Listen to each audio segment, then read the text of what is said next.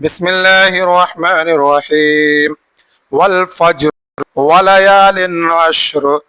والشفع والوتر والليل إذا يسر هل في ذلك قسم لذي حجر ألم تر كيف فعل ربك بعاد إرم ذات العماد التي لم يخلق مثلها في البلاد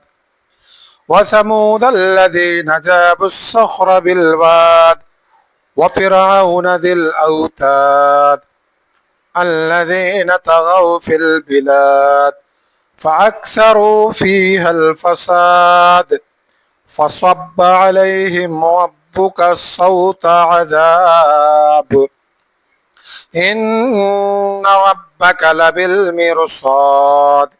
فأما الإنسان إذا ما ابتلاه ربه فأكرمه ونعمه فيقول ربي أكرمن وأما إذا ما ابتلاه فقدر عليه رزقه فيقول ربي أهانن كلا بل لا تكرمون اليتيم ولا تحاضون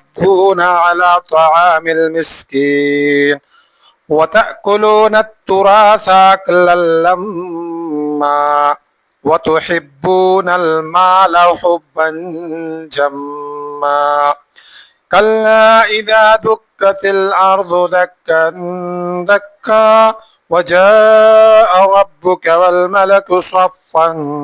صفا وجيء يومئذ بجهنم يومئذ يتذكر الإنسان وأنى له الذكرى يقول يا ليتني قدمت لحياتي فيومئذ لا يعذب عذابه أحد ولا يوثق وثاقه أحد يا أيتها النفس المطمئنة